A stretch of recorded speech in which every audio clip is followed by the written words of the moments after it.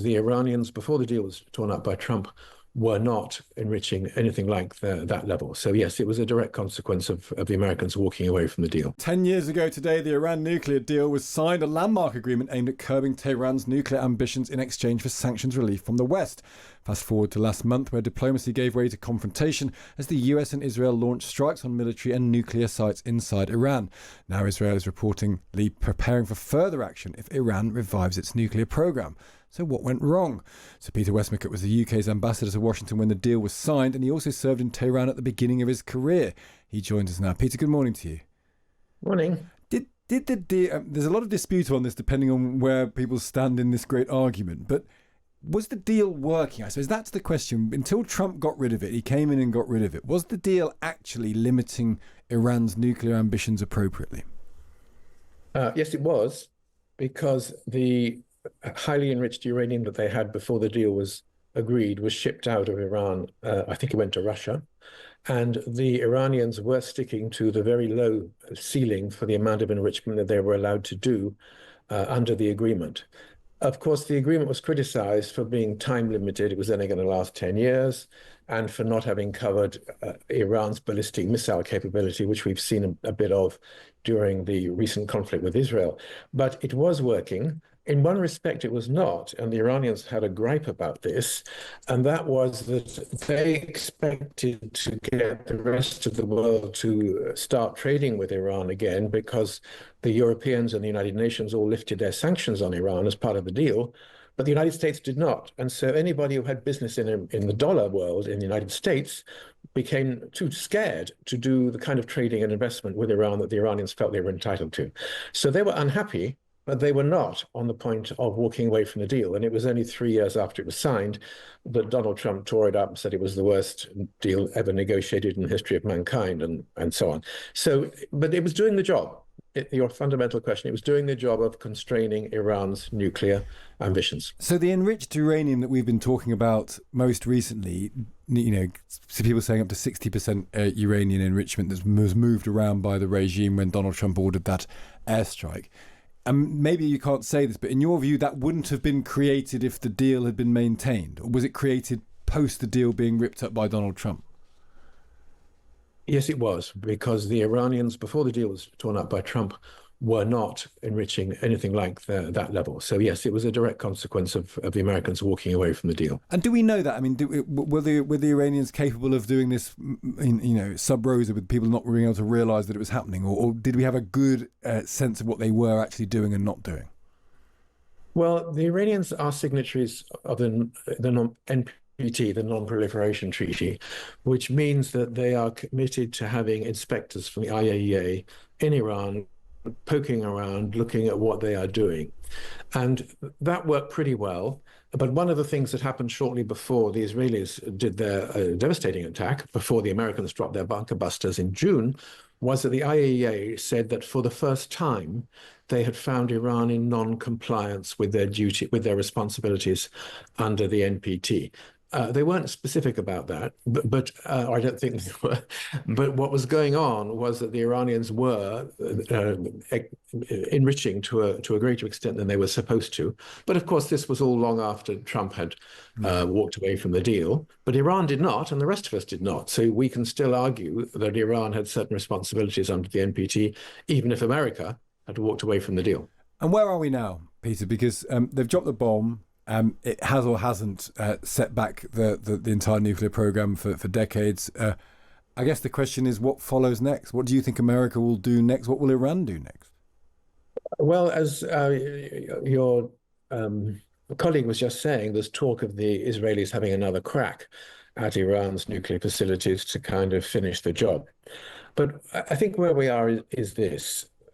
First of all, the Israelis did a very effective bombing raid over a period of about 10 days last month, having previously, back in October, essentially destroyed Iran's air defense system very, very effectively. So Iran couldn't do much about it, and their planes ran no risk at all. And that was those raids took place just when there were negotiations taking place with the Americans. Then we had a further attempt by the European to talk to the Iranians and get a deal. And a couple of days after that, sorry, a couple of days before the next round was due, the Americans dropped their bombs. So the Iranians feel that they were deceived, both by the Israelis and by the Americans, and that they were negotiating, they would say, in good faith, and the bombs were dropped. Nobody knows, Stig, how effective those bunker busters have been, but I think it's a fair assumption that that many bombs, and I'm told about as many as 12 dropped, will have done an enormous amount of damage. Did the Iranians remove their highly enriched uranium before the bombs dropped? Don't know. There are different reports.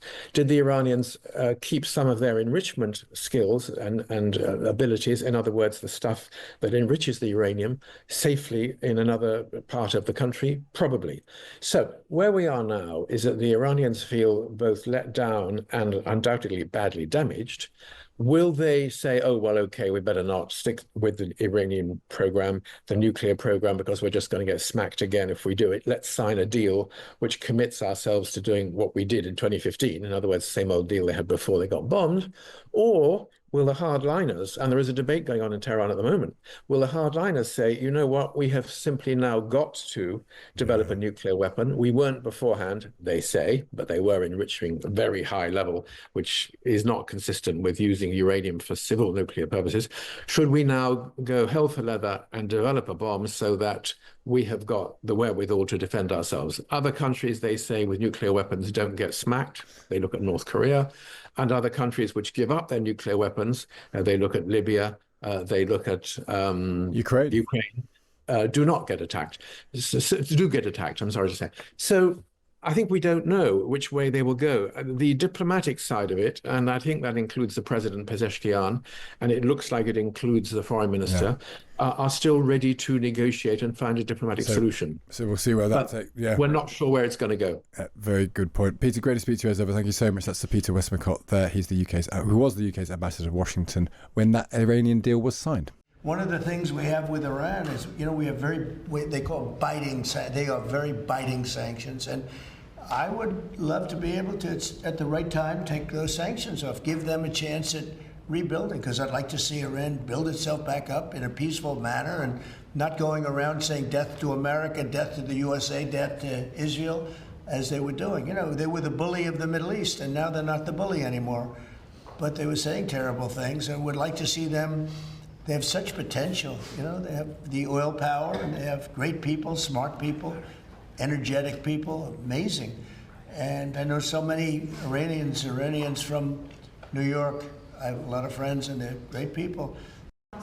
We have scheduled Iran talks, and they want to talk.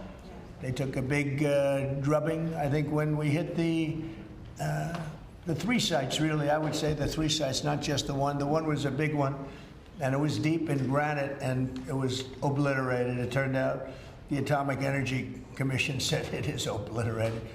I would just want to take our hats off to those incredible flyers, the people that flew that big machine, and frankly, the mechanics and everybody else. I mean, they had zero. They flew for 37 hours with zero problem mechanically. I mean, when you think in carrying the biggest bombs ever, the biggest bombs that we've ever dropped on anybody, when you think non-nuclear, and we want to keep it non-nuclear, by the way.